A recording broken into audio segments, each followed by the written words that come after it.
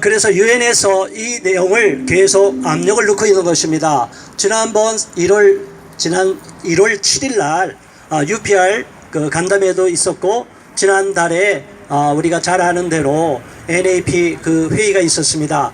자, 그런데 이 모든 내용은 정부에서 유엔의 정책에 불과한 권고사항임에도 불구하고 우리 국가에 대해서, 국민들에 대해서, 언론에 대해서 모든 좌파 언론단체들이, 시민단체들이 이 내용이 마치 당연히 의무 이행사항인 것으로 호도를 하고 있습니다. 마치 그 권고사항을 따르지 않으면 우리 대한민국이 후진국, 인권 후진국이라는 그 잘못된 프레임을 덮어 씌우고 있는 겁니다. 여러분, 대한민국이 인권 후진국입니까? 아닙니다. 지금 대한민국이 저 아프리카, 저 아시아 독재 국가들의 권고사항을 당연히 응답하고 이행해야만 됩니까? 아닙니다. 그 UPR이라는 것은 그렇게 그 규정이 돼 있고 그렇게 시스템으로 돌아갑니다. 인권 선진국, 후진국 다 모아서 무조건 질의를 하면 그 나라가 답변을 해야만 되는 그런 어처구니 없는 구조가 되어 있습니다. 앞에서 우리가 말씀드렸지만 그 모든 권고를 받고 국가에서 이제 인권 정책을 계획을 세웠는데, 그 기본 계획 속에 이 무슬림 문제뿐이 아니라 우리 양성평등에서의 성평등 문제 있죠. 이 페미니즘 문제뿐이 아니라 지금 우리가 너무나 우려하고 있는 동성애 문제, 이 성소수자 문제까지도 일단은 언론에는 어떻게 보도가 되어 있냐 하면은 성소수자 문제는 이번에 국가인권 기본계획에 빠졌다, 이렇게 보도가 되어 있어요. 그래서 저쪽 진보단체들이 막 항의도 하고 지난달 26일 날에 대대적으로 소수가 모여서 기자회견을 했습니다. 그것을 언론이 대대적으로 보도를 했습니다. 자, 그러면 그 내용을 보는 국민들이 어떤 생각이 들 거예요?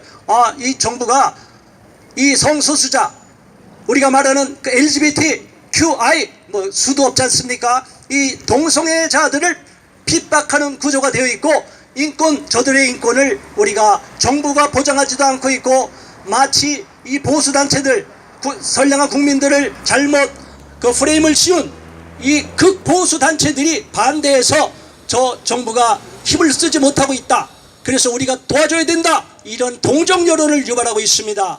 이것이 바로 현재 언론계와 시민사회단체와 정부, 국가인권회와 이 법무부에서 추진하고 있는 아주 간교하고 위선적인 정책 방향입니다. 이 내용을 우리는 정확히 알고 있기 때문에 우리가 이 자리에 와서 규탄하는 것이고, 그들의 주장이 문서에서 빠졌지만 다른 모든 항목을 다 그 전체적인 내용을 뒤집어 보면은 성소수자 명칭은 사회적 약자 그 규정에 빠졌어요. 그런데 다른 내용 전체를 돌아보면은 오히려 성소수자의 권익을 강화시키는 겁니다. 국어사전에서도 이 성소수자 문제가 차별을 받고 있으면 이 문제도 마땅히 시정해야 된다. 모든 정부에서, 교육부에서, 모든 단체에서, 언론 포털에서 다 감시해야 된다. 이런 식으로 정책을 몰아가고 있습니다. 여러분, 현재 우리가 지금 얼마나 어렵습니까? 언론사와 국가인권회가 제정한 인권보도 준칙에 의해서 제대로 우리 이 비판의 목소리가 지금 나오고 있습니까? 안 나오고 있습니까? 우리가 이렇게 열심히 외치고 떠들어도 일반 언론에는 보도를 하지 않고 있습니다. 이 내용을 우리는 너무나 안타까워하고 있고, 정부 공무원들조차도 이 내용을 모르고 있어요.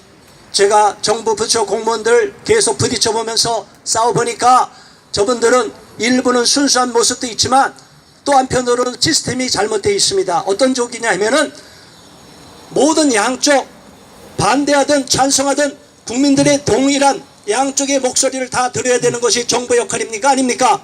맞습니다.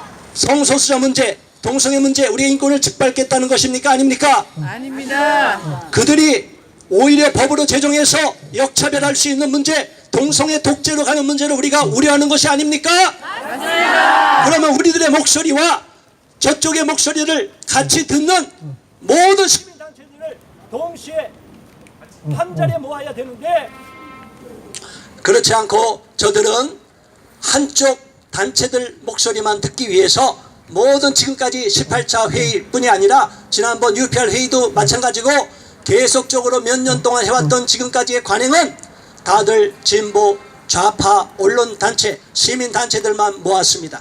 그리고 그들의 목소리만 들었어요. 그리고 엄살을 떠는 거예요. 여러분, 제가 만일 법무부 공무원이고 국민의 한 사람이라면 이 구조가 잘 됐다고 봅니까? 잘못됐다고 봅니까? 어떻게 해야 됩니까? 국민의 입장에서 반대하고 우려하는 분들의 목소리를 들어야 되죠? 그 단체들을 초청해야 돼요? 안 해야 돼요? 그런데 이 공정성에 다 위배가 되고 있습니다. 지난번 NAP 그 마지막 18차 회의에 가보니까 황희석 국장과 오유진 과장, 법무부 과장, 이분들 굉장히 높은 직책이 있는 분들이에요. 그런데 공감에, 여러분 법무법인 공감에 황필규라는 사람 인터넷 쳐보세요. 저쪽 좌파에서 굉장히 앞서가는 사람이고 발언권이 센 사람입니다. 이분이 뭐라고 얘기했냐면 모두 발언에 마이크를 잡고 왜 여기 혐오단체가 와 있습니까? 공개적인 자리에서 그랬습니다. 그리고 더 나가서 한마디 더 했습니다. 우리가 녹취를 다 떴는데 지금까지 17차 회의를 우리끼리 얘기 다 했는데 왜 이런 혐오단체를 모아서 이런 불필요한 자리, 불편한 자리를 만들었습니까? 이렇게 얘기했어요. 아니 그러면 17차 회의까지 어떤 얘기 했다는 거예요? 법무부랑 둘이 짝짝꿍 했다는 거 아니겠어요?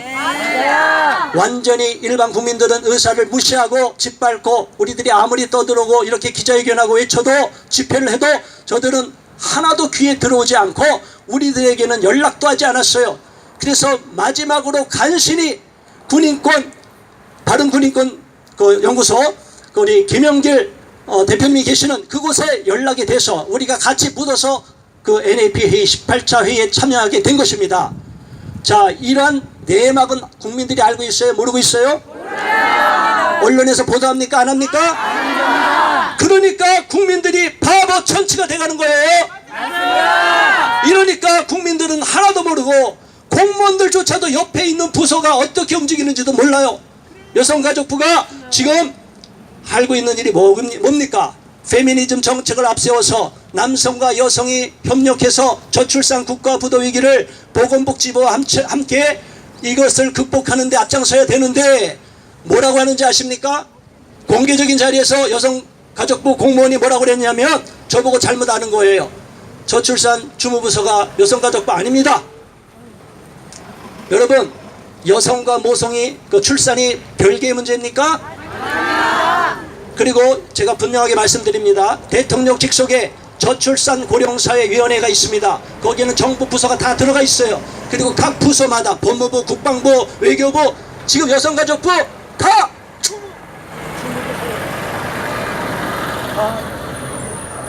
다 주무부서인데 주무부서가 아니라는 이 망발을 해놓고 저보고 또 그 내용을 들은 공무원들이 법무부 공무원을 비롯한 다른 공무원들이 저를 비난하는 거예요. 잘 모른다고. 모르긴 누가 몰라요? 제가 얼마나 이 분야에 대해서 연구를 많이 해왔는데 보건복지부 산하에 보건정책연구원, 여성가족부 산하에 양성평등 교육원, 이런 모든 것들이 말은 그럴듯한데 다 페미니즘 정책만을 앞세우고 있어요. 그러니 국민들은 그 돈이 어디에 써지는지도 모르고 성인지 예산이라고 해서 여러분 들어보셨죠? 성인지 예산이 뭐냐? 모든 정부 예산을 새로 편성하는 게 아니라 모든 부처마다 정부 예산이 편성되어 있는데 이 예산이 여성들에게 불리하도록 예산이 집행되면 안 된다고 해서 감시기구를 두겠다. 그게 성인지 예산 정책이에요. 여성 상위 시대, 페미니즘 우선 시대, 남성 짓밟고 타도하는 시대, 결혼 안 해도 되고 무조건 여성들 인권만 주장하고 앞세우면은 이 사회는 괜찮다. 나라가 질문해도 상관없다. 이런 비애국적인 이런 단체들이, 그런 부서가 여성가족부가 되고 있습니다.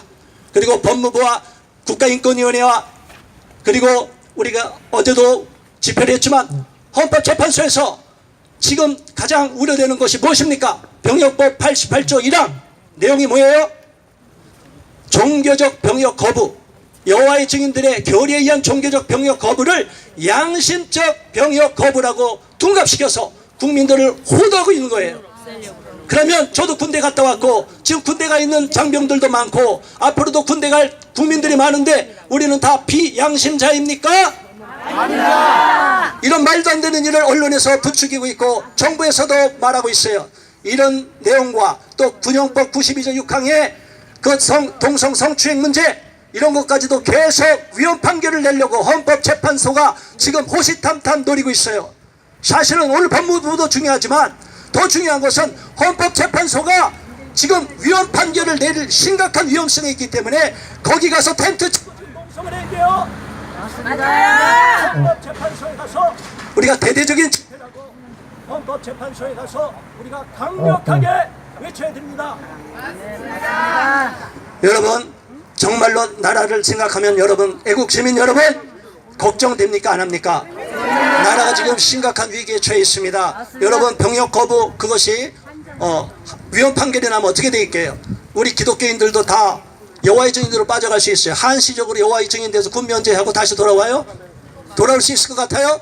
돌아와요. 지금 많은 청년들이 그걸 기다리고 있어요. 야 여호와의 증인 가면 군대 안 가도 된대.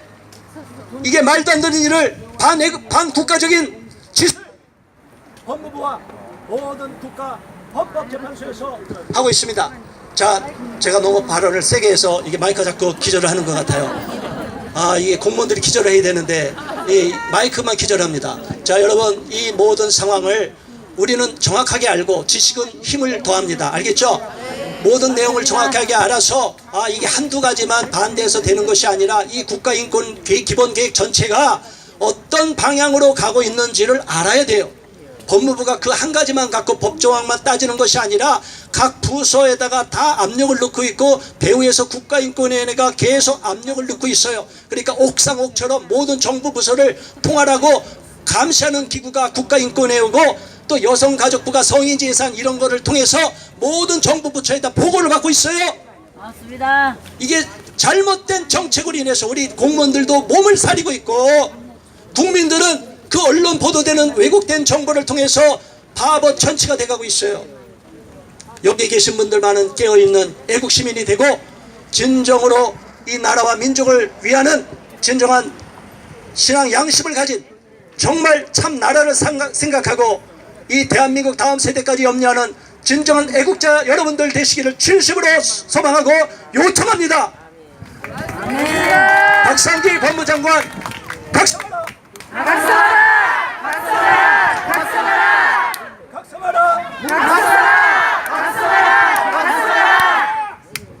국가인권 기본 계획 처리하라! 처리하라! 문재인 대통령 압력을 넣지 말라!